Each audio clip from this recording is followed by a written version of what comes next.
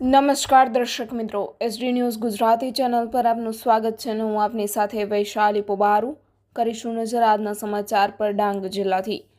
ડાંગ જિલ્લાના મુખ્ય વહીવટી મથક આહવા ખાતે ભારતીય જનતા પાર્ટી દ્વારા સાંસદ ધવલ પટેલ અને વિધાનસભા નાયબ દંડક વિજયભાઈ પટેલની અધ્યક્ષ સ્થાને નૂતન વર્ષ સ્નેહમિલન સમારોહ યોજાયો.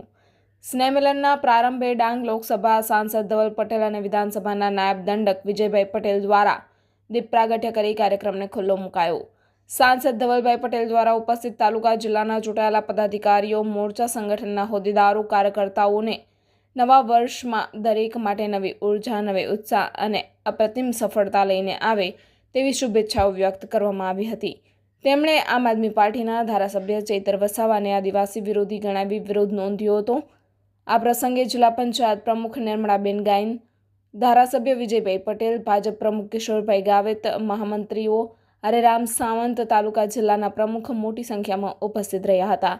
Reporter Sushil Pawar, SD news Gujarati, Dang.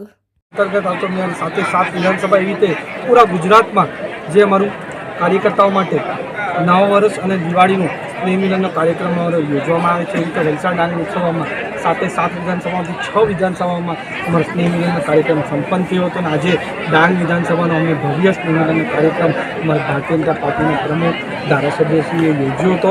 એમાં પૂરા ડાંગ જિલ્લાના ત્રણેય મંડળમાંથી અમારા હજારો કાર્યકર્તા આજે આટલી મોટી સંખ્યામાં આવ્યા. સારી રીતે અમે બધાએ સ્નેહમિલનનો કાર્યક્રમ યોજ્યો. એની સાથે વિકાસની વાતો પણ કરીને આવનારા દિવસોમાં સંગઠનને કઈ રીતે સશક્ત થાય એની પણ અમે વિશેષ ચર્ચા કરવામાં આવી. અને 100% ખાતરી છે જે અમે આ લોકસભામાં પણ ઇતિહાસ સર્જ્યો છે એ રીતે આવનારા વર્ષોને આવનારા દિવસોમાં ત્યાં તાલુકા પંચાયતનું ઇલેક્શન હોય, જિલ્લા પંચાયતનું ઇલેક્શન હોય કે વિધાનસભા ઇલેક્શન હોય, એમાં અમે ભારતીય જનતા પાર્ટી વિજય હાંસલ કરશે.